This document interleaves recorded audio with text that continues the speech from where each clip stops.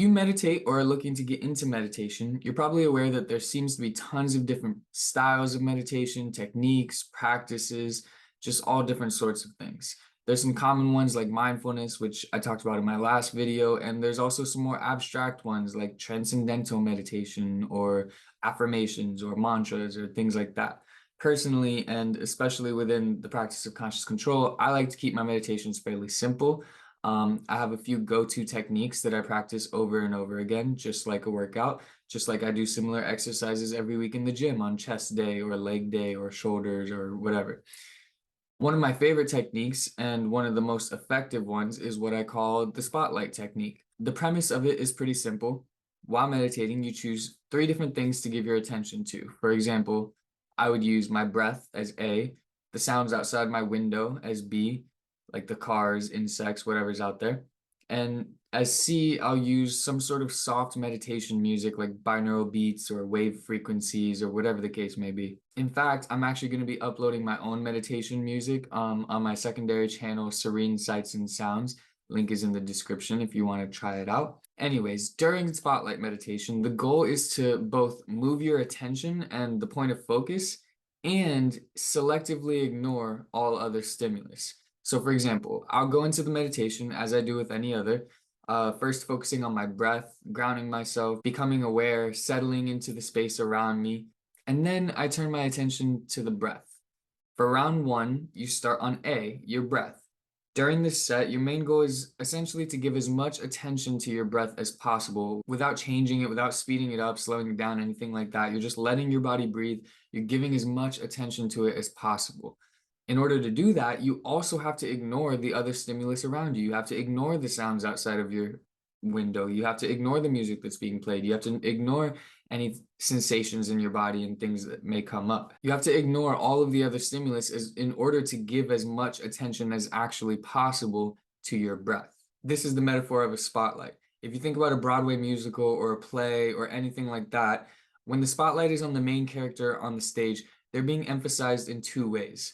Not only is the light obviously shining on them, but also the entire surrounding stage is completely dark.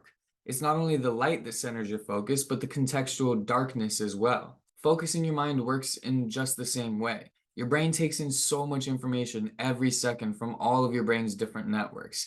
In order to funnel all that information and focus on one thing at a time, your brain has to choose what that one thing is going to be and then ignore everything else, or at least push it to the back so that you're not paying attention to that. Hence, both the spotlight and the darkness around it. This is the job of the salience network in the brain. It's an extremely important network to train during meditation and an extremely important network in general. And of the hierarchy of your different networks, it's near the top. It takes priority in a lot of different situations. If you want a more in-depth explanation of the brain's networks, click the link and check out my last video where I do go into a lot of detail about them. Back to the meditation. When we're doing the spotlight technique, the goal is essentially to do a circuit of 3 different points of focus and 3 rounds of that circuit. Again, you start with A, you start with your breath. You place the spotlight on your breath, give it as much attention as you can, ignore both B and C as much as you can, and anytime your attention wanders away from A, your breath, whether it goes to a thought, whether it goes to a feeling in your body, whether it goes to B or C, you just move it back over and over for about 2 to 3 minutes. Don't use a timer, just feel it out. The goal is to keep your spotlight on your breath as much as you can over the course of those 2 minutes. Once you're ready, once you feel that it's been about 2 to 3 minutes, you move it to B.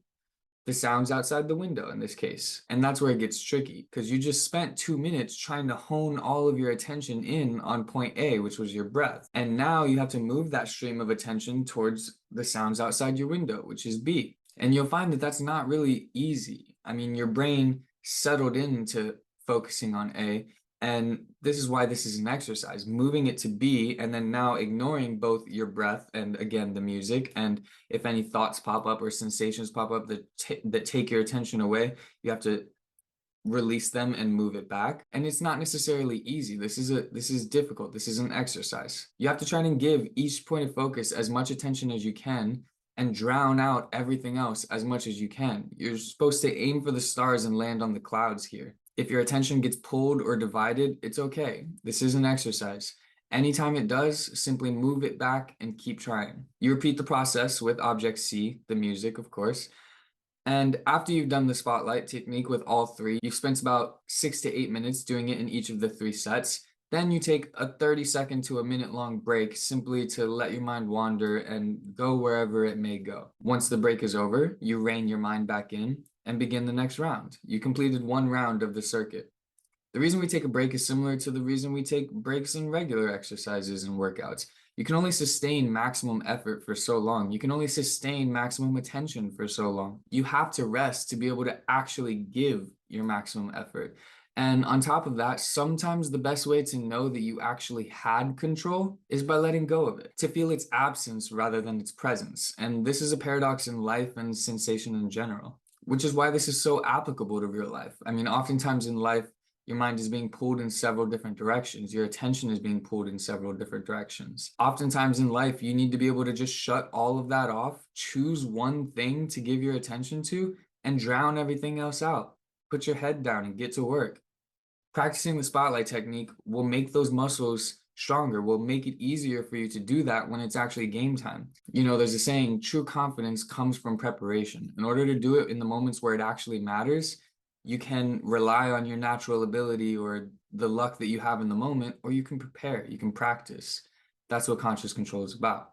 After about 3 rounds or until the timer of your meditation goes off, let's say you're doing like a 15-minute meditation, you can either do 3 rounds and then do something else, or you can do 4 rounds, or you can just simply keep rotating your points of focus and using the spotlight technique until the meditation is over.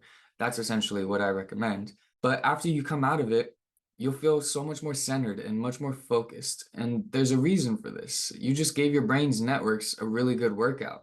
You practice the core mechanism in your mind over and over and over. And if you do this regularly enough, day to day, you will see the results of your effort. Again, if you want an in-depth explanation of the brain's networks and the ways in which you just worked each of them using the spotlight technique, check out my previous video on the brain's networks and meditation in reference to the brain's networks, and you'll get a better understanding. If this was interesting to you and you want to see more content like this, like and subscribe and support our channel through Patreon. All links are going to be in the description.